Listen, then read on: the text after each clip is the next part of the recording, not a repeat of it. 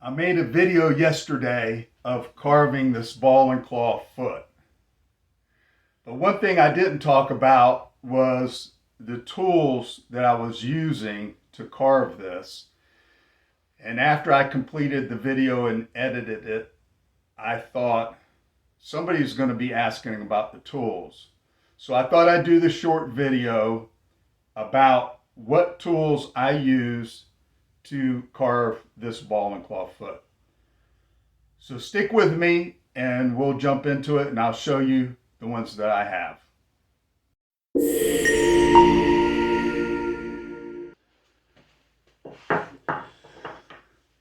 All right, so here we go. The first tool that you're going to want is a VTool. This is a number 12. And what it's used for is when you're starting out defining these talons. You can come through here.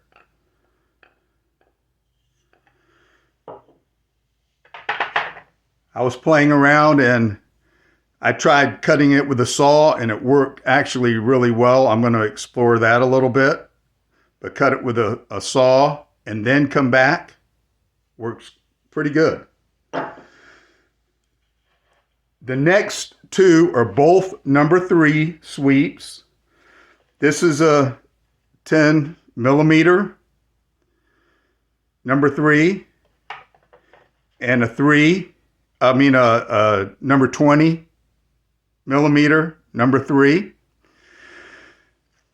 And the 3 is used for kind of straightening out things on the ball, also kind of rounding over some of this area. The actual curvature of the ball is a number 5. However, you will find when you're carving this that because of the curvature, you sometimes will catch the corner of the chisel as you're trying to get something else, and it just is a little cumbersome. So use the 3 for that. Works good. Now, the number 5 is the actual curvature of the ball. So if you put this chisel on this curve, the sweeps are the same. So the ball sweep is the number 5 sweep. So that helps you define the ball. So you need the number 5. And the small number 5 is actually good for getting in this top part of the webbing, because the number 20 millimeter is just too wide. So you'll use this to get in these tight little areas here, and sometimes to get in this way. This is not required, but it's nice if you can have another number 5 that has a curvature or some kind of camber to it, that you can actually get in to these areas. You can kind of see that. So that helps a lot. Like I said, it's not 100% necessary, but it's one of those ones you could work toward if you're just starting out. Get these first. The number 7 is good because it has a good sweep to it, and it allows you to cut aggressively down here in this webbing, and it really works well. But the problem is when you get to a certain point, as it's flaring out toward the ankle, this will start catching and you won't be able to pivot on it. So that's where this specialty tool comes in. This is a short bent number 8, or no, number 9, and it helps you turn that ankle right there. So hopefully you can see that, see how that works, gets in there. You might be able to get to it without it, but this makes it 100% easier. And you'll find it all of these tools you'll use for general carving anyway. Even this, what I'm calling a specialty tool, it's used a lot in other things. The other kind of specialty tool is this back bent gouge. You can see it. The bevel is on the top. And it's used for getting into this kind of curved area on the foot. On the talon. So you come this way, then come back the other way and work your way down to the center. Sometimes with a good sweep, you can come this way and kind of start it and then work your way in. The other tool that you always have is a straight knife. Sometimes you need a knife to clean something up or whatever.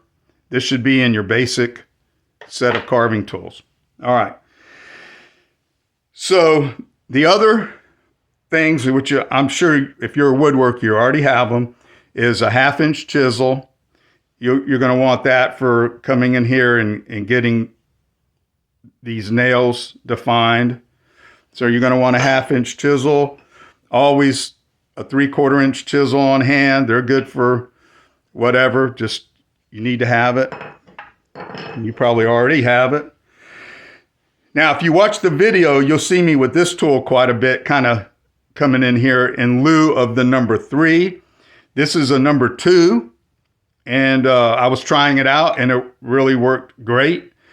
But you don't use a number 2 a lot, so I wouldn't suggest buying it unless you just want it. You can use the number 3. So that was that tool that you saw me using in the video. Another tool that's not necessary, but is very handy, is this long bent V-gouge. I don't know what size it is, but you can kind of tell by looking at it. But it is a long bent V-gouge. Just kind of handy for sometimes for cleanup to get in here. The bend gives you some play as opposed to trying to come in this way on it. It gets a little sticky. So, and you'll find this is one of the handiest tools. I didn't own one for a very, very long time. And I bought a set of vintage chisels from Europe, and it was just in the list of what was in it. And I got this chisel, and I use it all the time. I love this thing. So you should think about putting this long bent V-gouge in your kit because it comes in really handy. Another unnecessary one, but very nice, is just a short bent little one for getting in here. You can do it with this. But this is kind of nice for, straightening things out. This one was a vintage chisel. I put a new handle on it. This is Florida rosewood, and it's beautiful. And this is another number 5. It's hefty. I replaced the handle with the Florida rosewood, and I just wanted to show it to you because I think it's pretty. So those are the tools that I use for carving this ball and claw foot. And there's other little variations on tools that you can use for cleanup and things like that, but this will get you through. All right, well, I hope that answers some questions about the tools. And hopefully it'll give you a successful ball and claw foot carving. All right, you guys take care.